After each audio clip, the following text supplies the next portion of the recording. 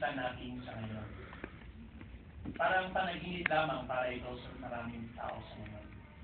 Pansinin ang sinasabi ng mga eksperto sa ngayon kung anong mangyayari sa panginaharap natin.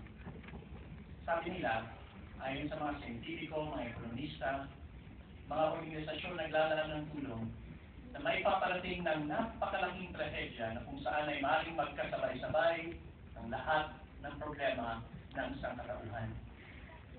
Ano ba mga problema nito na sinasabi nila? Ito ay problema sa pera, kakulangan ng pagkain at tubig, pagkasira ng kalikasan, paglobo ng populasyon, pagtaas ng presyo ng enerhiya at pagdagsa ng mga migrante. Alam natin na marami sa ngayon na nagsisilipatan sa ibang mga lugar dahil sa mga kalagayan na kababanggit lamang natin.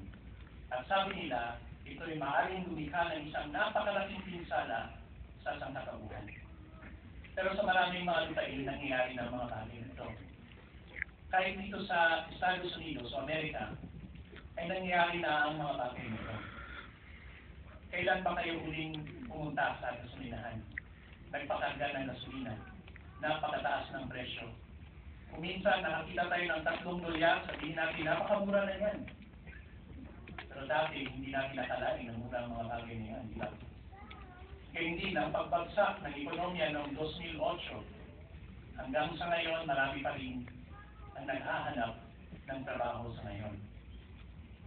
Kumusta din ang klima natin kung saan ay nagbabago ito at kung saan ay dumadami ang greenhouse gases at kung saan ay nagbabago na ang klima. Ilang ulit ba natin naririnig sa mga forecast na kung saan ay di pangkaraniwan ang nakikita nating mga weather sa ngayon o klima. At paulit-ulit natin nakikita ang mga bagay nito. Pero hindi natin pinagtatakan ito bilang mga Kristiyano sa ngayon. Dahil inibula ng Biblia sa 2 Timoteo 3:1 na tayo'y makatagpo ng mga huling araw at kung saan ay makakaranas tayo ng panahon na mahirap pakitunguhan. Mapanganib din ang sinabi doon ng kulang yun. Pero hindi tayo narito mga kapatid at mga kaibigan para pag-usapan ang mga problema. Nais natin malaman ang solusyon ng mga problema ngayon. Kaya ang magandang balita, maliban pa sa naninirahan tayo sa huling araw, ayon sa hula, malapit na rin matapos ang mga huling araw nito. Pansinin na ang isang bagay na binanggit ng Biblia na kung saan ay anong mangyari, pinapakita nito kung anong mangyari pagkatapos ng mga huling araw.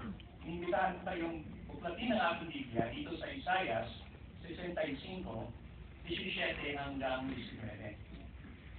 Sa Isaiah 65, 17 hanggang 19. At nais kong imbitahan kayong maglagay ng marka sa inyong mga Biblia dahil babalikan natin ang tekstong ito. Sinasabi dito ng Isaiah 65, 17 hanggang 19, sapagkat narito, lumalalang ako ng mga bagong langit at ng isang bagong lupa. At ang mga dating bagay ay hindi na alalahanin, hindi mapapasa puso man ang mga iyon. Ngunit magbunyi kayo at magalak magpakailanman sa aking nilalang.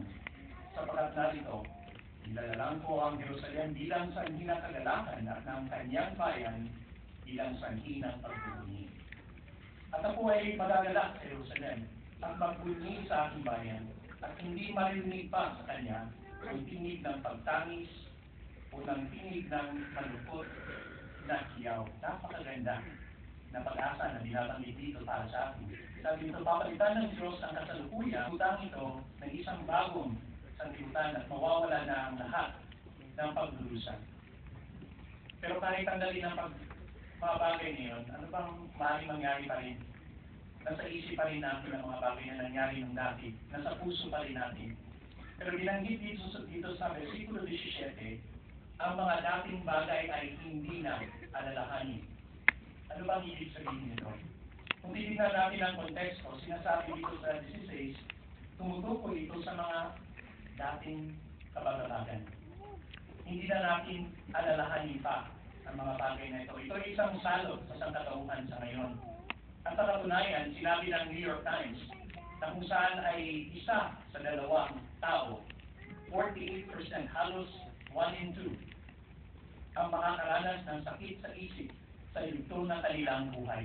Sipin nyo na lang mga kapatid, kung gaano po ito kaganda ang pangako nito na binibigay ni Jehovah sa akin. Ang karamihan sa mga ito ng sakit sa isip ay ang malubhang panlulumo. Baka may kakilala kayo